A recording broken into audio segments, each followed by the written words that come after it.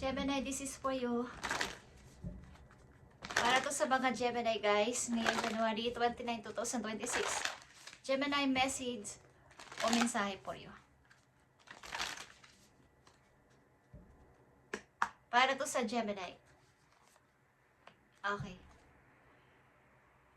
Let your fears dissolve. Gemini, ano man ang kinakatakutan mo, meron ka bang kinakatakutan? Mabait kasi ang karamihan sa inyo. Gemini, mapagpasensya. Okay? Andito ang full moon in Cancer. Kayo ay mapagpasensyang nilalang. Okay, lalo na kung kayo ay babae o isang ina, kayo ay mapasensya. Mahaba ang pisi sa pagpapasensya. Okay, ano nakapaloob dito sa mensahe para sa inyo? Today, January 29, 2026. I need 4 message dito.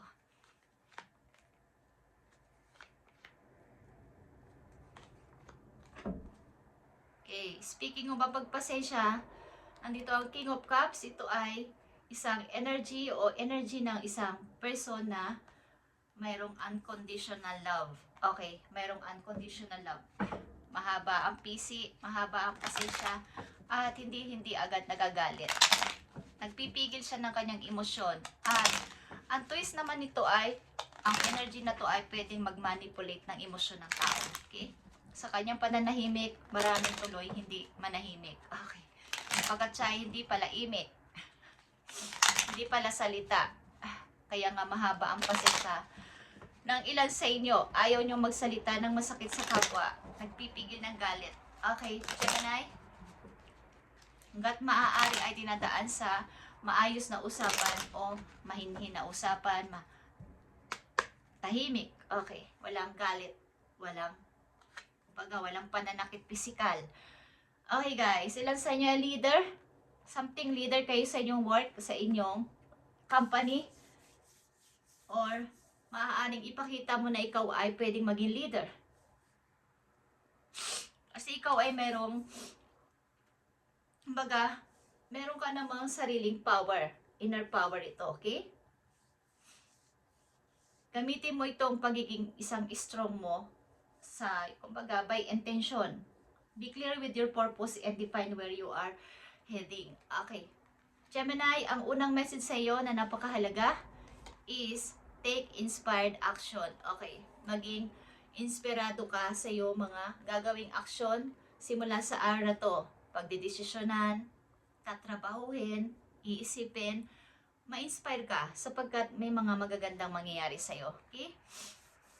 Tingnan natin ang nakapaloob dito. Take inspired action. Andito ang nakikita dito guys. The Empress. Okay. Sa kambutihing inalay I said, mapagmahal sa kalikasan, mapagmahal sa mga bata, sa mga hayop, at maunawain talaga. At ito ay something rebirth sa buhay mo na nangyari. At pag-grow din. Ilan sa inyo ay malalaki na ang mga anak at ang inyong focus sa ngayon ay sarili, pag-grow sa sarili, at ito ay mataas pa sa mga queen, okay? The Empress. Mataas pa siya sa mga queen. Queen of Wands, Queen of Cups, okay? Queen of Sword, Queen of Pentacles, okay?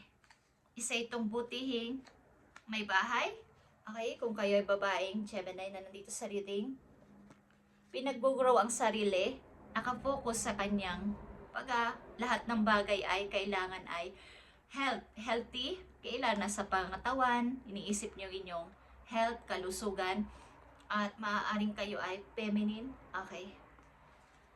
Nandito ang Two of Wands, guys. May isang taong nakatingin sa iyo sa malayo at gusto kang bisitahin, maybe gusto kang puntahan, ikaw ang pinili niya. Sa dami-dami ng kanyang pinagpilian, ikaw ang kanyang pinili. Hinahangaan ka ng person na to. Okay. Meron ditong The Empress and Queen of Swords. And Justice. Okay. May taong nakatingin sa iyo sa malayo at ikaw ang pinili.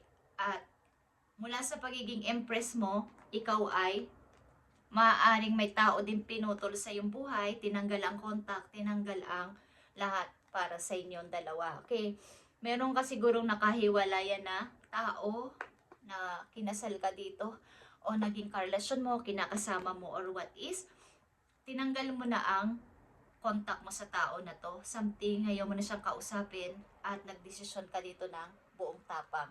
Okay guys, ikaw ay maaaring ang person na to ay iyong tinanggal sa buhay mo.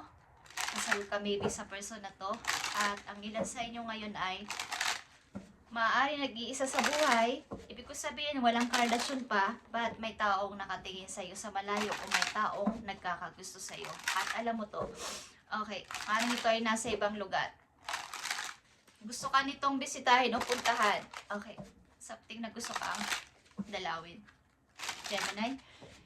Ito ay Aries energy. Okay. Sagittarius is here, Aquarius is here, and Libra is here. And Scorpio. Na energy nakapalibot sa'yo. Gemini. Okay. Tingnan natin ito guys. Message for Gemini. January 29, 2026. Yan. Nakikita nyo ba tong Queen of Pentacles? Okay guys. Andito ang Queen of Pentacles, Queen of Swords, and the Empress. Talagang isa kang independent person, independent woman. Okay, karamihan dito ay woman or feminine.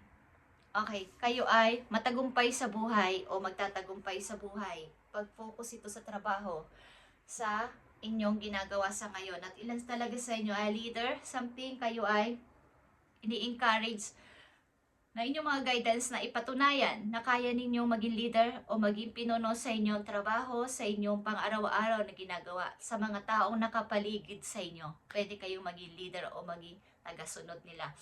Okay. Something sa mga social media, kayo ay maraming followers din. Okay. Gemini, andito ang Five of Swords.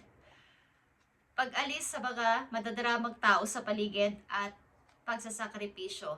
Ayaw nyo ng gulo. Ayaw nyo nga ng gulo kasi ayaw nyo magsalita ng masakit. So, ang nangyayari dito, ilan sa inyo ay umaalis na lang at ibinibigay na lang ang gusto nila. Ano man to, bagay man to, o pera o something tao is pinababayaan nyo na lang. Nagpapaubaya kayo, okay? Paubaya. At nandito ang lovers, guys. Meron talaga kayong in love ang ilan sa inyo, Gemini. Okay? Speaking of Gemini, ito ay Gemini energy. Aquarius energy is here. Love nyo ang isa't isa, guys. At Five of Cups. Love nyo ang isa't isa but mayroong doubt. Okay. May pagdududa. Something, totoo na ba to? O ano ba talaga? Magiging makatotohanan ba ang relasyon na to? Guys. Gusto nyo ng bago. Okay, guys? Bagong pasimula sa buhay. Maaaring talagang kayo ay nag-iisa na sa buhay o walang karelasyon at gusto nyo ng bagong tao sa inyong buhay. Kaya lang ang hirap magtiwala. Okay, mukhang kayo dito ay nagkaroon ng trauma sa pag-ibig. Maaaring third party is meron din. Okay? Third party is meron din, guys. At marami kayo natutunan dito, kaya malihim na kayo sa inyong ginagawa sa ngayon. Maaring mga plano nyo rin is hindi nyo masyadong sinasabi kahit kanino. Tingnan natin ang the Fool, guys.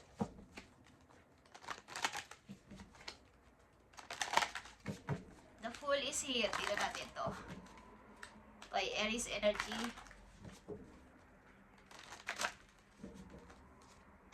Tingnan natin ang the Fool para sa'yo, Gemini.